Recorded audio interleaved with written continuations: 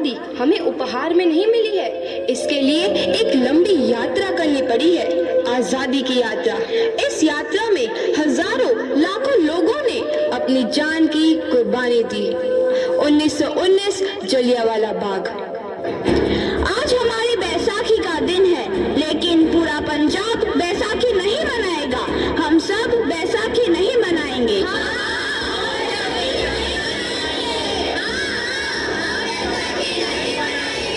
जब तक हम अंग्रेजों को भारत से बाहर नहीं निकाल देते, पूरा पंजाब बैसाखी नहीं मनाएगा। अच्छा, तो तुम सब हमारा विरोध करता है, भाग जाओ यहाँ से, इसका अंजाम बहुत ही बुरा होगा। हम नहीं जाएंगे, तुम लोग जाओगे, हमें नहीं, तुमको भारत से भागना होगा। Soldiers fire!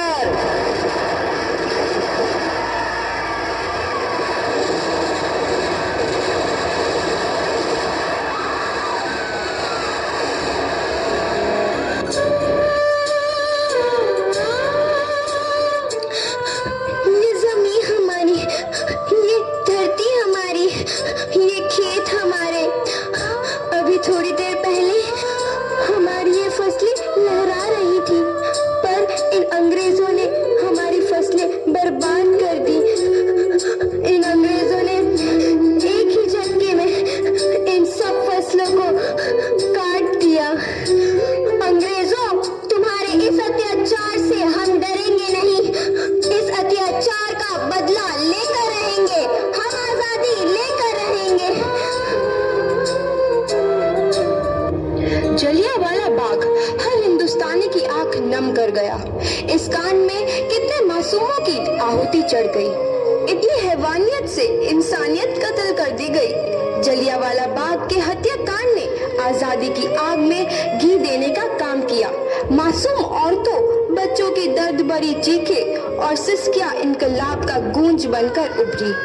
लाला लाजपत राय भारत की इस जमीन से विदेशी दरिंदों को निकाल फेंकने के मंसूबे मजबूत कर लिए।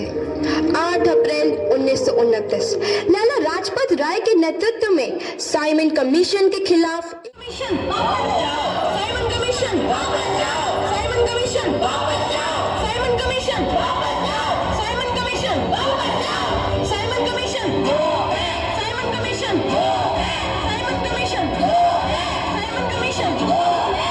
बेवकूफ इंडियंस, तुमको हमारी बात समझ में नहीं आती। Stop this. साइमन कमीशन नहीं मानता। आई से स्टॉप दिस। लाला जी, आप आगे बढ़ो, हम आपके साथ हैं। लाला जी, संघर्ष करो, हम आपके साथ हैं।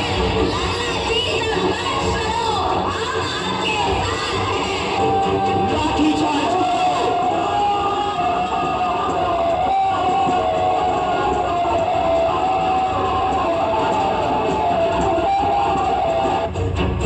लाला जी को तो बहुत गहरी चोट लगी है, उनका सर फट गया है। मेरे शरीर में लगी एक एक लाठी अंग्रेजी सरकार के कफन में कील का काम करेगी। ये आजादी की लड़ाई रुकनी नहीं चाहिए। ये जिम्मेदारी मैं तुम सबको सौंप कर जा रहा हूँ। लाला लाजपत राय की दर्दनाक मौत के बाद भगत सिंह, सुखदेव, राजगुरु वतन के इन मतवालों के खून में ऐसा उबाल आया जिसका सामना करना अंग्रेजी सरकार के लिए मुश्किल हो गया। अंग्रेजों को करारा जवाब देने के लिए स्कॉट और सैंडर्स को मारने की रूपरेखा रची गई।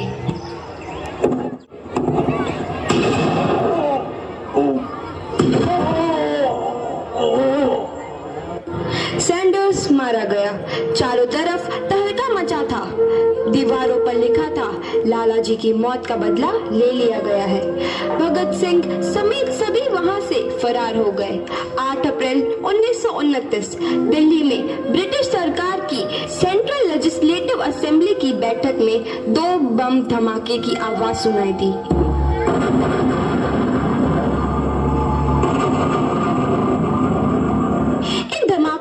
अंग्रेजी हुकूमत को हिलाकर रख दिया।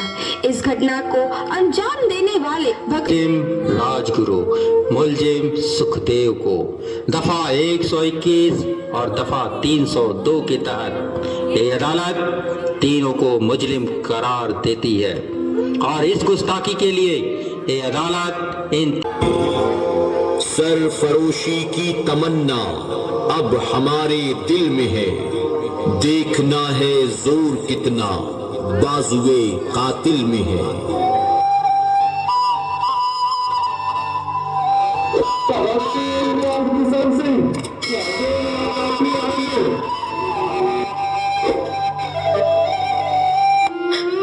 पुत्र की हाल है तेरा? मैं चंगा हूँ माँ, फिक्र करने की कोई गल नहीं। पुत्र, मेरा दिल तेरी तरह पत्थर दिल नहीं होगा।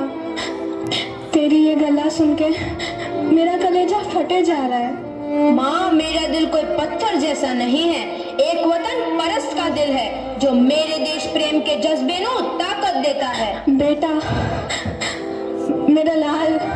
माँ, आज मेरी तपस्या पूरी होने जा रही है। जे तू रोई तो मैंने तकलीफ हुई। सोच, तेरा पुत्र आज शादी करने वास्ते जा रहा है। फर्क केवल इतना है, वो घोड़ी पर नहीं फांसी पर चढ़ने वास्ते जा रहा है।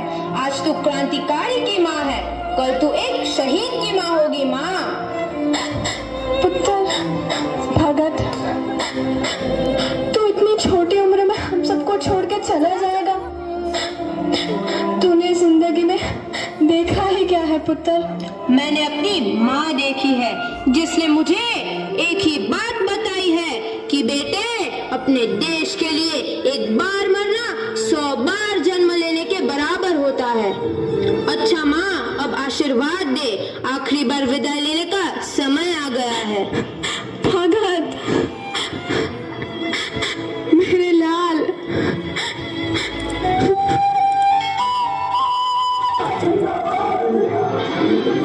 भगत सिंह, तुम्हारी कोई आखिरी ख्वाहिश? हमारे हाथ खोल दिए जाए। हम तीनों दोस्त एक दूसरे से गले मिलना चाहते हैं, उनके हाथ खोल दिए जाए।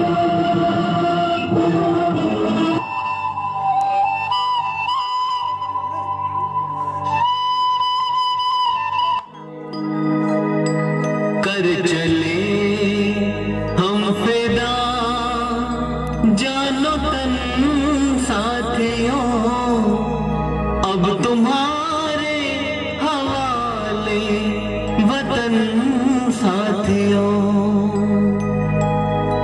वंदे मातरम, वंदे मातरम, वंदे मातरम, वंदे मातरम, वंदे मातरम, वंदे मातरम।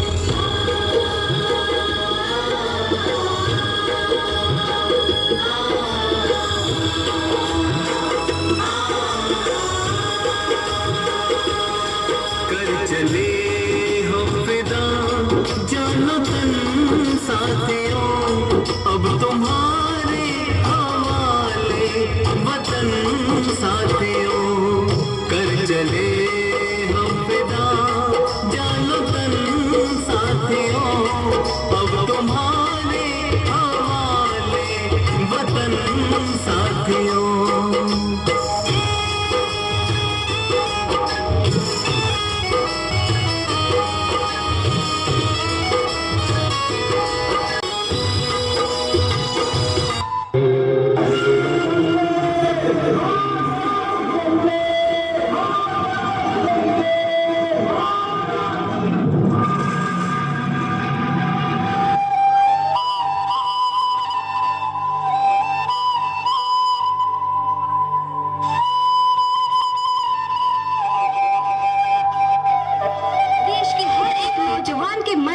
आजादी की नई उमंग हिलोरे लेने लगी।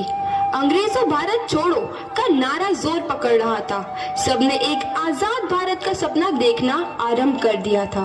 हर कोई अपने अपने ढंग से इस महायज्ञ में अपनी आहुति दे रहा था। सुभाष चंद्र बोस, रानी लक्ष्मीबाई, तात्या टोपे और मंगल पांडे जैसे शहीदों की कुर्बानी रंग लाई। 15 अगस्त 1947 को भारत आजाद हुआ।